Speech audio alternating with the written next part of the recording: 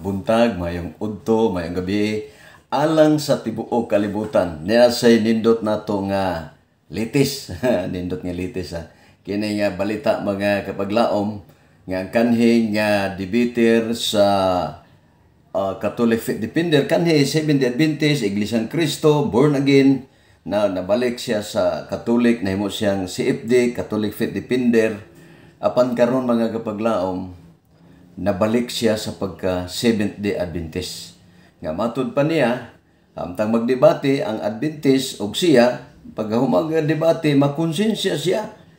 Nga naman, iyang gibatukan mga higala, ang tinuod nga relihiyon, muna nga kahilakon siya, mag-uol siya, nga naman, iyang gibatukan ang matuod nga iglesia. No? Katotohanan. Sabi niya, ang katotohanan, alam na niya ang katotohanan nga nandyan sa Seventh-day Adventist mga higala.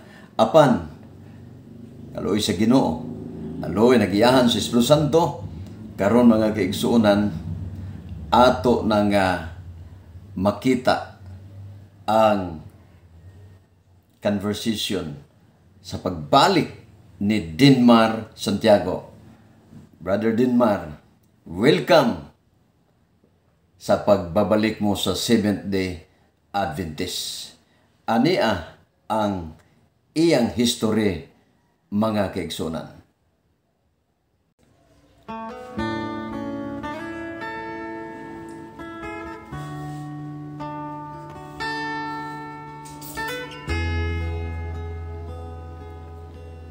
Sa dihang ikaw inusara, musantog yudayon ang kabalaka, kalimti na lang ang mga suliran, itugian sa Diyos ang tanan. Sa dihang ikaw na malipayon, imong magbubuhat. Defender sa CFD. Nahimo siyang defender sa CFD. O debater. Kasaligan. Unya, dunay mga testimony niya nganong nagbalik siya sa Roman Catholic kung RCC. Unya, nahimo siyang CFD. Nahimo siyang national debater sa Katoliko, mga kapaglaom. Niya ang kasaysayan niya sa iyang pagbalik sa pagkakatoliko. Niya mga kapaglaom. Tanawan ninyo mga testimony niya o sa pagbalik niya sa Katoliko sa RCC, lipay kay ang mga kaparian. Si Father Gitgano, uban pang mga pare. Niya atong tanawon mga higala. Nag-episode po ang inyong mga panood sa oras na ito sapagkat ibibigay po namin sa inyo ang conversion story ng ating kapatid na si Brother Denmark. Born again sa Joshua Caleb Christian School. Yung Born again Christian School na pong iyon ay meron silang religion na tinatawag na Jesus Christ is our shield. Worldwide ministries ni Apostle Renato Carillo. Yung napapanood niyo sa VTV4 na naghihimala naniwala naman po ako. Opo, naniwala po ako nung una. So sabi ko, dito po ako magsusuri. At yung panalan po, syempre, born again school po yung aming napuntahan. Ako po ay nasanay ng makapamuhay bilang born again. Pero nandun pa rin po yung pagiging Catholic kasi sa bahay tuwing 8 ng gabi or pagkagising pa lang ng umaga, umaharap kami sa sacred images and statues, magdarosary kami pong pamilya. So, parang nabuhay pa rin ako bilang Catholic noon. And ako, hindi naman kasi ako seryoso po dati sa aking ng pastor ng Iglesia ni Cristo, nais kong balikan ng yung childhood. No, kasi na tayo mo, debotong Katoliko at yung magulang. No, at sabi mo, devote sila ng Nazareno, na palasimba, no, sa Pangaran, no, dyan sa Antipolo, sa Manawag, devote sila ng mahal na Birhen Maria. Lumipat ng iba't ibang mga sekta, dahil talaga siya sa Catholic. Pero dahil sa marami ngayon, ang nasiwalat ng mga doktrina sa mga iglesia na tatagang tao ay nabighani siya sa mga maraming sekta. Ang ating bisita ngayon, ang ating kasama ngayon, si Brother Denmore Santiago. Inibigay ko sa inyo ang little background. Marami na siguro nakakilala sa kanya dahil marami ng sa Immaculate Conception Parish of Marikina.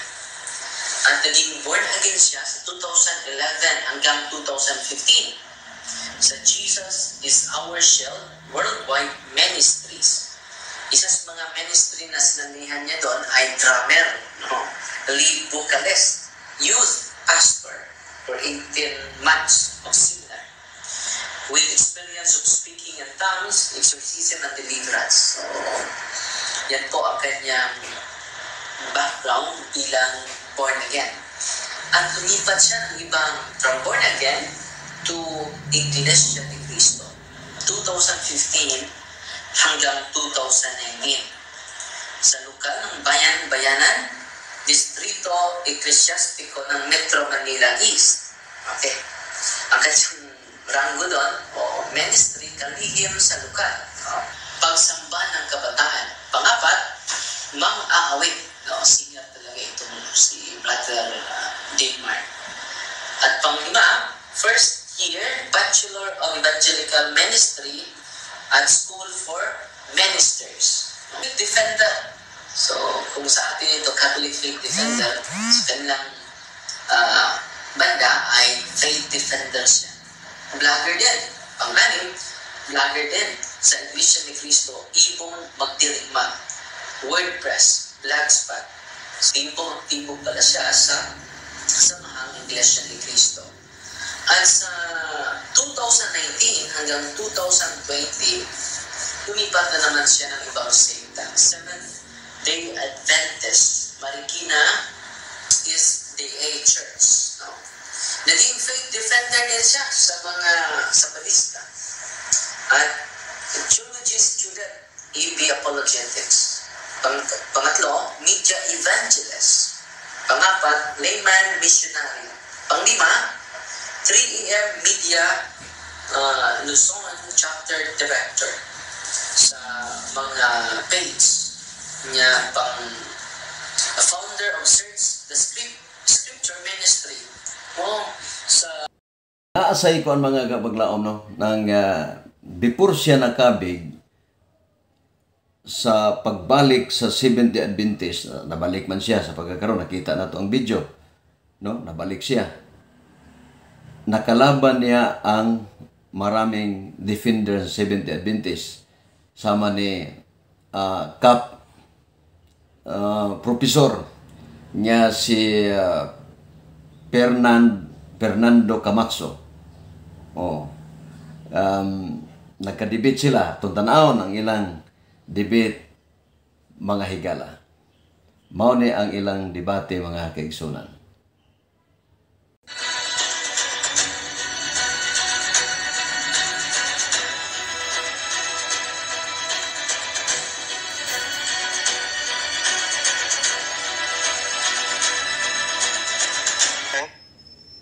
Ay ang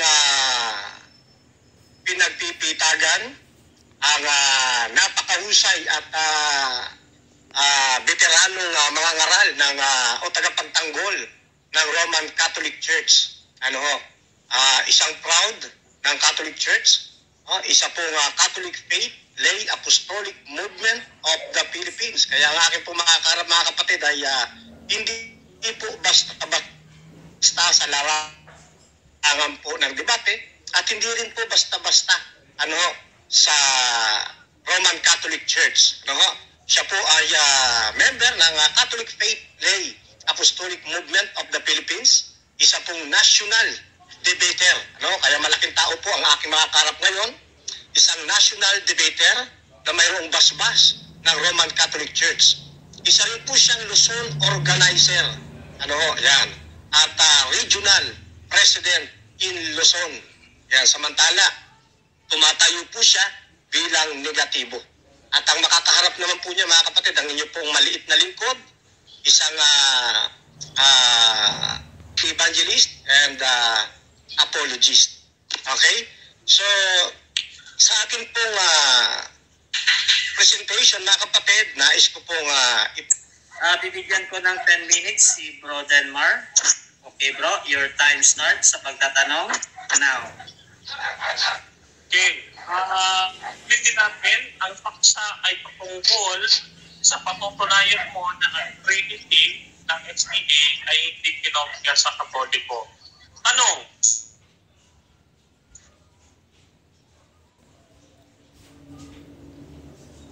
at nagbigay ng pangalang Trinity sa Diyos ang Biblia po, kapatid, katulad nga ng aking mga binasa, yan, hinango natin yan sa Deuteronomy 6, 4, at sa iba pang mga nato matag na mga higala nga bisan tuod na nang hawa na sila sa 70 Adventist nagadto sa uban ya sama gud ni Obidos adto sa ubang reliyon di po ta makasayod nga mubalik siya mga kaigsunan. Ang Ginoo nagtan-aw sa ilang gibati sila ni brother John Ngoho, sila ni Stalwart, mga buutan niya, mga Adventista niya nibalhin og Katoliko, dili na to sila mahukman mga higala nga mabalik sila kung si John Duba tinuod ba nga siya mo 70 Adventist siya kanhi mabalik mga kaigsunan. Muna nga dili nato sila awayon, dili nato sila patamasan o kining bibiayon, bulihon, atong iampo sa Ginoo mga kapaglaom, sila po nagampo po sa ato nga mabalik punta sa ila.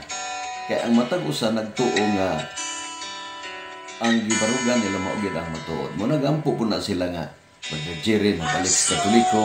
Nagampo po ko nga katong gikan sa Adventista mabalik po dog ang ato uban sa mga reliyon mabalik nga rin sa Seventh-day Adventist. Mga ikigsunan, ang Ginoo higala maugayon ang nasayod ng tanan. Ang atong Ginoo nasayod kung unsa ang tinuod mga kailangan. Siya mga wala kay katungod sa pagkahukom kundi atong iampo higala. Iampo na to kay ang tuod na higala dili na to gudon ang atong pagkamatuod na higala. Atong i-preserve ang atong pagkaamigo bisan tuod o nagkalahi-lahi na kanilain taglilihiyon mga kaigsunan. Ang Ginoo may balo sa ato, magsige tagpagpanghukom ngadto sa mga tao. Unya sa panahon niya makita na butas langit, mura dili sad maayo naingon na ba nga di mo maghukom batok sa inyong igsoon. Di lang. Kung unsay mong nasabtas Biblia iwali. Iwali. Mutuo sila og sa dili. Ayaw nagka-problema. Kaya ang atong katungdanan ang pagwali. Mga kaigsunan. Bulig so manong daygong panahon, salamat sa inyong pagpatalingog o pagtanaw sa ato nga presentasyon. May tungod kang Denmar Santiago nga nailado nga CFD apan karon mga higala usa na ka Seventh-day Adventist. Ang Dios magapanalangin kanatong tanan. God bless you mga kapatid, mga kaigsunan. Thank you very much. Ayaw pagduha-duha sa imong kinabuhi, kung unsa ang padulngan sa imong kapalaran. Si Jesus mo uban sa malisod nga mga dalan, sa bukto niya agakon og sapnayon. Ayaw kalibugi ang imong kaugmaon, Si Jesus lang sangpita, kay siya duul pa.